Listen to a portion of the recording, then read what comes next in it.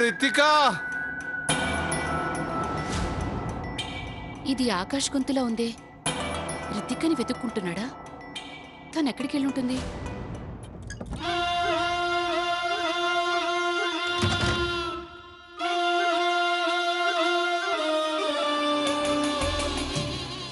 యష్ ఇంకా ఆర్తీల కోరిక నెరవేరనివ్వను. అత్తయ్య మావయ్యలకు పెళ్ళ జరగనివ్వను.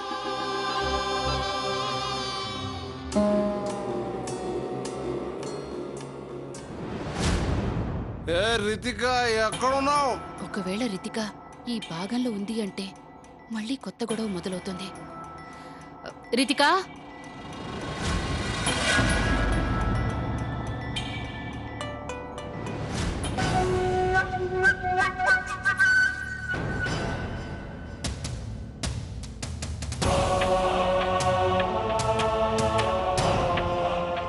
హ్యాపీ హోలీ అత్తయ్య.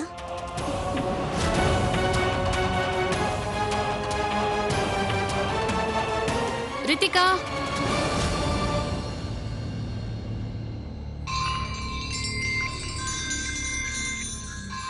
ఒకవేళ ఈ గదిలో ఉందా ఏంటి? చూసొస్తాను.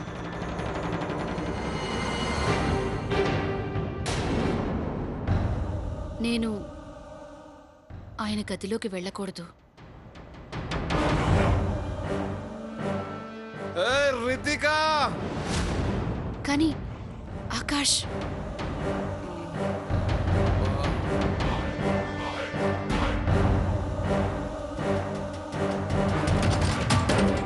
రితిక, అరే తను ఇక్కడే ఉందని నాకెందుకు అనిపించింది?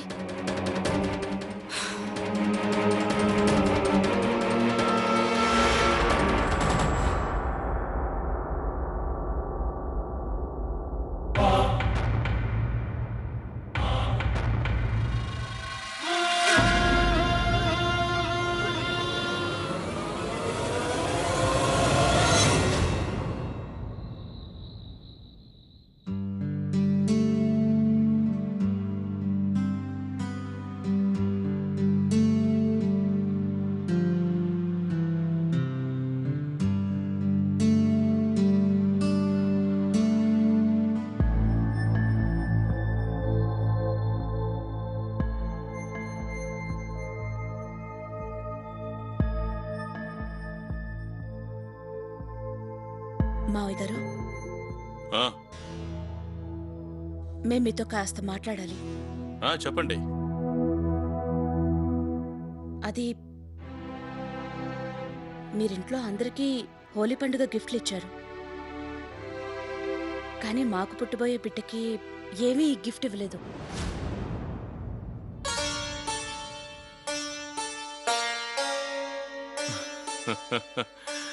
ఇంతేనా విషయం?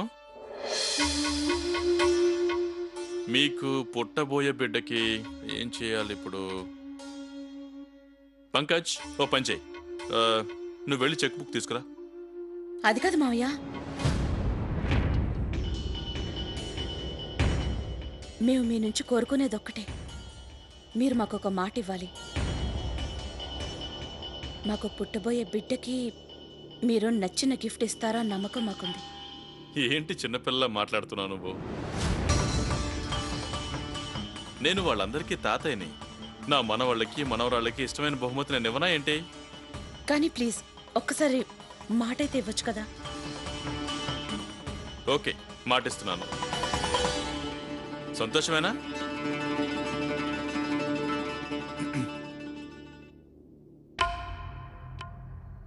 నాన్న, అదేంటో చెప్పండి. మా ఉద్దేశం ఏంటంటే మీరు పునర్వివాహం చేసుకోవాలి.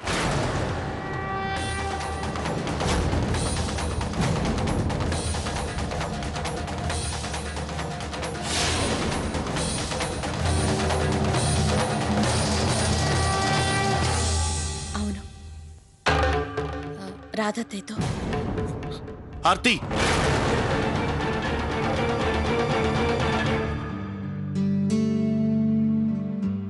నువ్వా?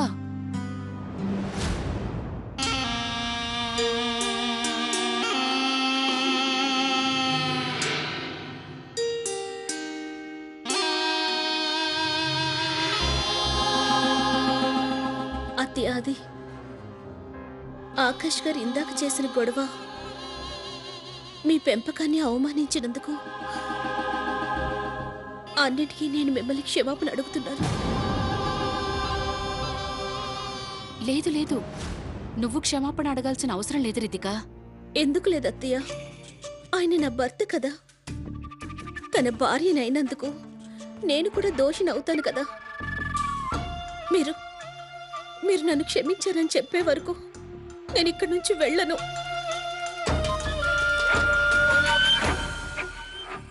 సరే అయితే, ఒకవేళ దీనివల్ల నీకు మనశ్శాంతి కలుగుతుంది అంటే నేను నిన్ను క్షమించాను. నాకు నీ మీద అస్సలు కోపం లేదు రితిక. ఇదంతా మీ మంచితనం. మాకు పెళ్ళైన దగ్గర నుండి నేను సంతోషం అనే పదవి మర్చిపోయాను. ఇప్పుడు నేను మిమ్మల్ని చూసి సంతోషంగా ఉంటున్నాను. నేను మిమ్మల్ని నా తల్లిగా భావిస్తున్నాను. మీరు ఒకే ఒక్కసారి నన్ను దగ్గరికి తీసుకోరా.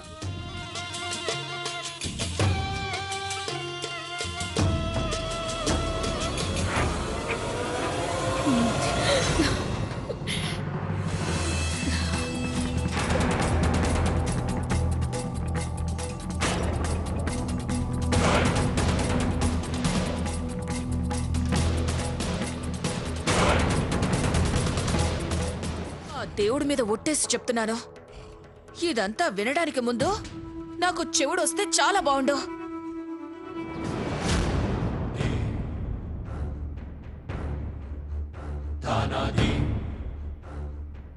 ఏమన్నారు? మీ ఇద్దరికి పిచ్చి పట్టిందా?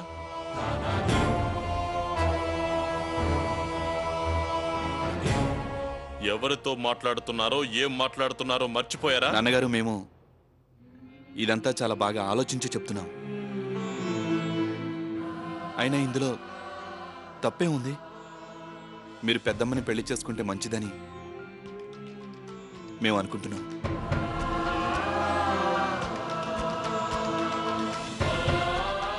అవును మావయ్య గారు, మాకు తెలుసు మీరు చాలా ఒంటరితనం ఫీల్ అవుతున్నారని. చెప్పుకోవడానికి మీకు కుటుంబం మొత్తం ఉంది, కానీ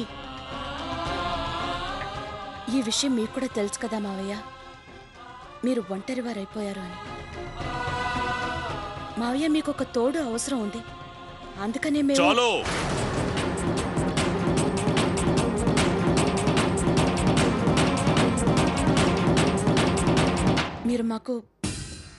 మీరు మాకు మాట ఇచ్చారు.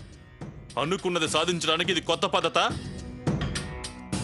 అంటే దీని అర్థం ఇద్దరూ కలిసి ముందే అనుకుని నన్ను ఇరికించడానికి వచ్చారన్నమాట. దీనికి సంబంధించి నేను ఎటువంటి మాట మీకు ఇవ్వలేదని గుర్తుంచుకోండి. అలాగే నీకు పుట్టబోయే బిడ్డ కోసం ఇలాంటి బహుమతి ఇవ్వాల్సిన అవసరం లేదు. ఒకవేళ నువ్వు మర్చిపోతే నేను నీకు గుర్తు చేస్తున్నాను, నేను నీకు తండ్రిని. నువ్వు నాకు తండ్రివి కాదు నా పెళ్లి గురించి ఆలోచించడానికి.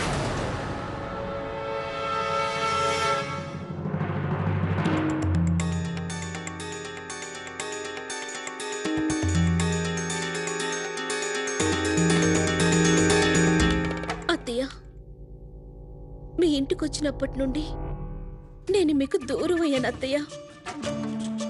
మీకు తెలీదు, మీరు నన్ను దగ్గరికి తీసుకుంటే నాకు చాలా ప్రశాంతంగా ఉంది.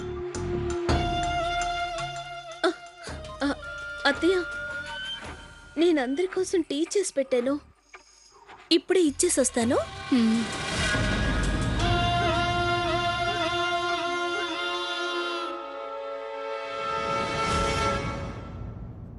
అత్తయ్య, ఒకవేళ ఆకాష్కి తెలిసిందంటే నేనింటి ఈ భాగంలో ఉన్నానని అప్పుడు చాలా గొడవ చేస్తారు కదా. అవునమ్మా రితిక, వాణ్ణి అస్సలు నమ్మలేం. నువ్వేమి దిగులు పడుకో. టీ నేనిచ్చేసి వస్తాను. ఆ? నువ్వు మాత్రం చాలా జాగ్రత్తగా ఉండు. నీకెప్పుడు ఏ అవసరం వచ్చినా ఈ అమ్మ ఉంది అనే సంగతి మర్చిపోకు. ఉం?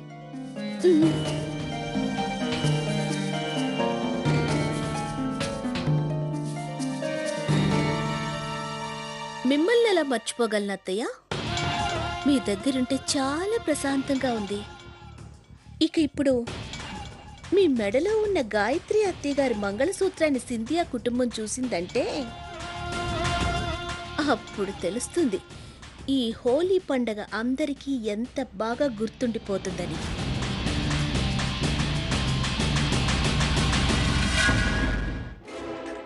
నాకు అస్సలు అర్థం కావట్లేదు. ఇలాంటి విషయం మీ మనసులోకి అసలు ఎలా వచ్చింది? అరే, మేమే మీకు పునర్వివాహం చేశాం. ఎందుకంటే మీ వయసు చాలా తక్కువ కాబట్టి, ఇంకా మీకు చాలా జీవితం ఉంది కాబట్టి, మీకు చిన్న చిన్న పిల్లలు ఉన్నారు, వాళ్ళకి తల్లిదండ్రుల ప్రేమాభిమానాలు కావాలి కాబట్టి. అయినా మీరు మమ్మల్ని అపార్థం చేసుకుంటున్నారు మావయ్య గారు. అయినా అసలు మా ఉద్దేశం అది కానే కాదు. మా ఉద్దేశం ప్రకారం చిన్న వయసులో ఒంటరిగా జీవించటం పెద్ద కష్టంగా అనిపించదు. కానీ ఈ వయసులో జీవిత భాగస్వామి ఉండటం చాలా అవసరం. అందుకే మీరు మళ్ళీ పెళ్లి చేసుకుంటే బాగుంటుంది. చూడు ఆర్తి, ఈ విషయం గురించి నా దగ్గర ఎవరు ఏవి మాట్లాడకూడదు. అసలు మీ ఇద్దరు ఎలా ఎందుకు ఆలోచిస్తున్నారో నాకేమీ అర్థం కావట్లేదు. అసలు ఏమనుకుంటున్నారు? నేను మీ మాట వింటానా?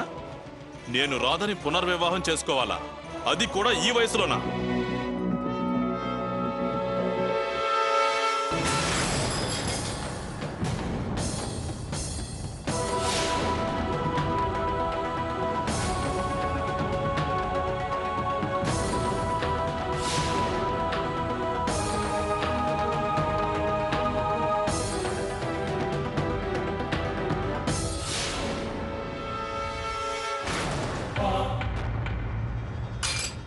ఓరి భగవంతుడా, ఇది ఇది గాయత్రి వదిన మంగళసూత్రం ఈవిడ మెళ్ళలోకి ఎలా వచ్చింది?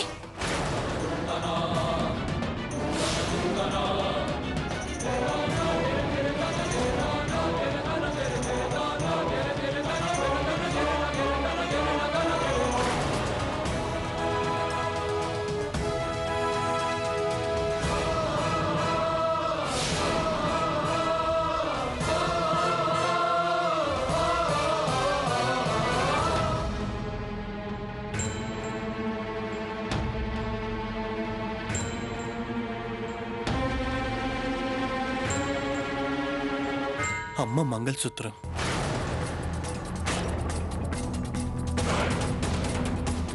ఇది మీ దగ్గరికి ఎలా వచ్చింది? మా అమ్మ మంగళసూత్రం వేసుకోవడానికి మీకు ఎంత ధైర్యం? ఏ హక్కుతో మీరు దీన్ని వేసుకున్నారు? హక్కుల గురించి తనతో మాట్లాడద్దు పంకజ్. ఆవిడ మనందరికీ ఏదో కథ వినిపించి మన నోరు మూయించేస్తుంది. ఇక నీ ధైర్యం విషయానికొస్తే నేను నీ ధైర్యాన్ని నిజంగా మెచ్చుకుంటున్నాను. ఇంతవరకు నీకు మా అన్నయ్యకి పునర్వివాహం చేయడానికి ఇంట్లో ఎవరూ ఒప్పుకోనేలేదు. కానీ నువ్వు గాయత్రి వదిన మంగళసూత్రాన్ని మెడలో వేసుకుని తిరుగుతున్నావా?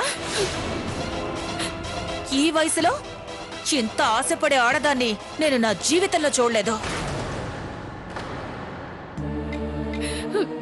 చూడండి, నన్ను నమ్మండి.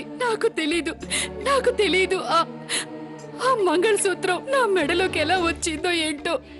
ఎగురుకుంటూ వచ్చుంటుంది. అమ్మ ఆర్తి, నాకు నిజంగా తెలీదు ఆ మంగళసూత్రం నా మెడలోకి ఎలా వచ్చిందో అని. అత్తయ్య, మాకు మీ మీద నమ్మకం ఉంది. మీరు ఇలాంటి పని ఎప్పటికీ చేయరు. ఎక్కడో ఏదో పొరపాటు జరిగింది. ముందు మీరు ఆ ఏడుపు ఆపండి ప్లీజ్. ఇలా అంటున్నానని ఏవి అనుకోకు, కానీ ఈసారి నేను తన మాటలు అస్సలు నమ్మను. ఆ రోజు నువ్వు ఏమన్నా, ఈవిడ నిద్ర మాత్రలు వేసుకోవడం వల్ల తెలియకుండా అన్నయ్య గదిలోకి వెళ్లి తన మంచం మీద పడుకుని ఉంటుంది అని. కానీ ఈ రోజు తను మళ్ళీ నిద్రమాతలు వేసుకుందా? తెలియకుండా తన మెడలో గాయత్రి వదిన మంగళసూత్రం వేసుకుని తిరగడానికి? లేదు ఆర్తి, మీరు తన్ని అర్థం చేసుకోవడం లేదు. తను గాయత్రి వదిన స్థానాన్ని ఆక్రమించాలని చూస్తోంది. ఇక దానికోసం ఈవిడ ఇంకా ఎన్ని వేషాలు వేస్తుందో నాకు అర్థం కావడం లేదు. ఇక చాలా ఆపండి, దయచేసి ఆపండి, ఆపండి. ఇక నా వల్ల కాదు. నేను మీరనే మాటలు ఎన్నో భరించాను, కానీ ఇక నా వల్ల కాదు. అవకాశం దొరికితే చాలు అందరూ నన్ను వేలెత్తి చూపడానికి ప్రయత్నిస్తున్నారు. నేను ఇంతకు ముందే చెప్పాను, ఈ రోజు మరొక్కసారి మీకు చెప్తున్నాను. నేను మీ అందరికీ చెప్తున్నాను, ఈ ఇంటిని నేను యజమాని కావాలనో లేక గాయత్రి గారి స్థానం ఆక్రమించుకోవాలనో రాలేదు. ఒకవేళ నేను ఇలా అంతా చెయ్యాలని అనుకునుంటే నేను 30 సంవత్సరాలు చీకట్లో బ్రతికుండేదాన్ని కాదు. అప్పుడే ఇక్కడికి వచ్చి ఉండేదాన్ని నేను.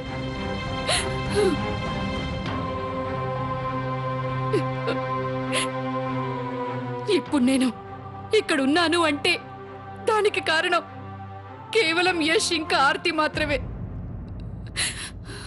నా పిల్లల మొహం చూసి నేను ఇవన్నీ భరిస్తూ ఉన్నాను. ఒక కొడుకుని నేను 30 సంవత్సరాలు తల్లిగా పెంచి పెద్ద చేశాను. ఇంకొక కొడుకుని కళ్ళారా చూసుకోవడానికి 30 సంవత్సరాలు ఎంతో అల్లాడిపోయాను.